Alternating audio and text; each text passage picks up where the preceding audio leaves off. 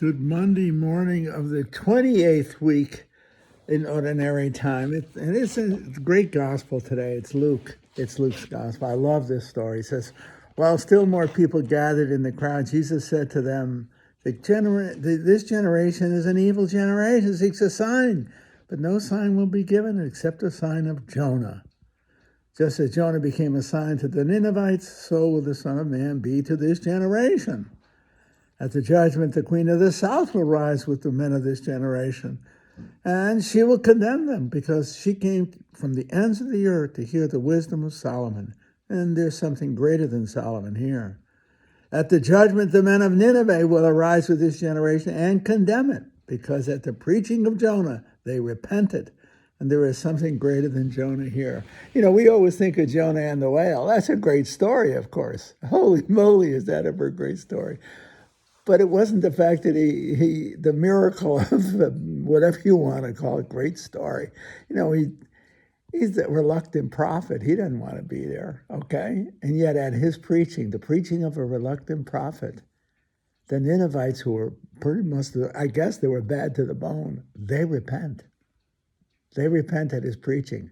The unworthy prophet, he is not a good guy. Jonah is, well, whatever you want, a reluctant prophet. In fact, he was trying to escape. That's how he gets stuck in the whale. He was on the run. You remember that? Well, he wasn't running. He was in a boat, okay? He was taken off. He wasn't going to go to Nineveh where he got his brains knocked out. He absolutely was running away from his calling. And, of course, they had no place to go to boat. They run into rough water, et cetera, et cetera, et cetera. The hand of God was there, okay? These guys on the boat figured it all out. There are no atheists on a boat. It's the truth. That's a great line. There are no atheists on the sea. You see the power. So they figured, well, this guy's the problem. So they threw him overboard, and the whale comes out, grabs him, and spits him out on the shore. But makes it so that is a story into itself, but what makes it so fascinating, he doesn't care. Okay, he doesn't care. So he's just relying for a dime and for a dollar. So he goes and he says, you better clean your act up. You're going to get your brains knocked out. They repent. The whole city, they all go in sackcloth and ashes. Even the animals repent. I should tell Lily that. Anyway, he sits on the hilltop and he's discouraged by it all. He wants the fireworks. He's saddened that they repent. He didn't want them to repent. So he's not only a reluctant prophet, he doesn't want the prophetic word to work. And yet it works. Jonah, to me, is a sign. He's the symbol.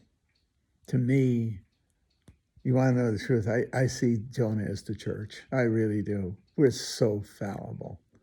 And sometimes we are such reluctant prophets. And yet, God uses us in his own way. I think of the clergy here. I'm thinking of myself, actually. I didn't quite jump on a boat and try to get away, but I certainly put off my vocation to the last minute. And the best date I think I went on in my whole high school years, just before I left just before I left, I had my kids look it up in class the other day. When did Ingmar Johansson knock out Floyd Patterson in the first seconds of the first round for the heavyweight championship of the world? I went that evening with Barbara Gustinelli. She was 16 and I was 18. We went to the Lowe's Poli Theater in New Haven to watch the boxing match. It was one of the first times it was ever transmitted. So she and I walked across the green in New Haven. It was raining out. It was sheer romantic. Here I am, 2 or 3 days away. I think it was August 27th, 1959. I think my kids in class looked it up. It's easy enough. Just look up, when did Johansson knock out Floyd Patterson in the first round in the heavyweight championship of the world, okay? That was and Barb said to me recently, that was a wonderful date. It was so purely romantic, young people. 2 days later, on my way to the monastery, talk about a reluctant prophet. And God has a way of working with us, even in our screwy natures. And I think about it. You think of the people in the priesthood, the religious life, etc. We are, in many ways, we're kind of the evangelists, and the way God calls us to preach the word, okay? But he didn't call us in a way because of our perfections. He called us, I think, because he writes straight with crooked lines. I really mean it. I think some of the greatest men I ever lived with in the order, and the most impactful, were men who struggled with their humanity.